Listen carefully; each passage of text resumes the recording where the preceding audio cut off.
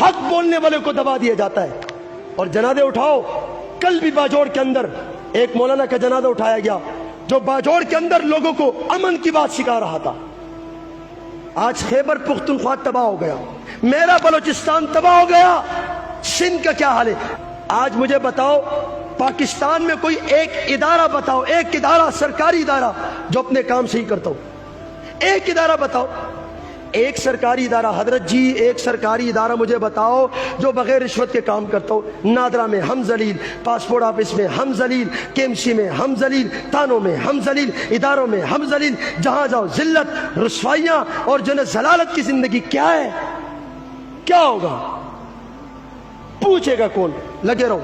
ایک گھر کے ڈھکن کے پیچھے زندہ باد مرد آباد کے نعرے لگاؤ, اور الیکشن کے دن آئے تو ایک بریانی کی پلیٹ کے پیچھے زندہ باد مرد آباد کے نعرے لگاؤ. اللہ تم سے پوچھے گا. آج خیبر پختونخوا میں یقین جانے بڑا دکھ ہوتا ہے, جب بھی ادھر کوئی امن کی بات کرتے تباہ ہو گئے.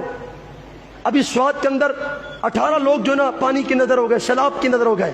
میں سمجھتا ہوں یہ جان بوجھ کرتا, یہ جان بوجھ کرتا. اگر وزیر اعلیٰ کا کتا بھی ہیلی کاپٹر میں جاتا ہے تو 18 خاندان کے لوگ انسان نہیں تھے. جان بوجھ کر ہیلی کاپٹر نہیں دیا گیا تاکہ صوبہ سرحد کی نفرت لوگوں کے دلوں میں ڈالا جائے اور لوگوں کو بتایا جائے یہاں دہشت گردی ہوتی ہے, یہاں وسائل نہیں ہے. آج یہ ہو رہا ہے, جان بوجھ کر نہیں دیا گیا. آج جو بھی ادھر امن کی بات کرتا ہے اور جو نا اس کو مار دیا جاتا ہے. کل ایک مولانا صاحب, اس کا بچہ کل چیخ رہا تھا کہ میرے سر پہ کون ہاتھ رکھے گا, میرا والد شہید ہو گیا. جو بھی آتا ہے حق بات کرتا ہے, اس ظالم حکمرانوں کی آنکھوں میں آنکھیں ڈال کر لوگوں کو شعور دیتا ہے. تو یہ ظالم حکمران اور ظالم حکمران کے حامی ہواری یہ بے ایمان اسے ابدی نیند میں سلا دیتے. اللہ کے لیے, اللہ کے لیے بیدار رہو. چھوڑ دو ان پارٹیوں کو. تمہیں پارٹیوں نے دیا کیا 77 سالوں سے؟ کیا دیا؟ ذلیل کر دیا تمہیں.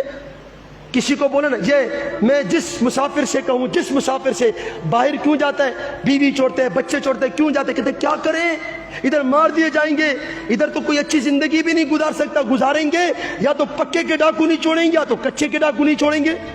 اچھی زندگی کوئی گزار نہیں سکتا. پکے کے ڈاکو بھی پیچھے, کچے کے ڈاکو بھی پیچھے. جائیں تو کدھر جائیں؟ مر جائیں مکوڑے. ذلیل زندگی ہو گئی ہماری. اللہ بھائی بچہ بیمار ہے, 2000 روپے دو. سرکاری اسپتال کدھر گئے؟ فنڈ کدھر گیا؟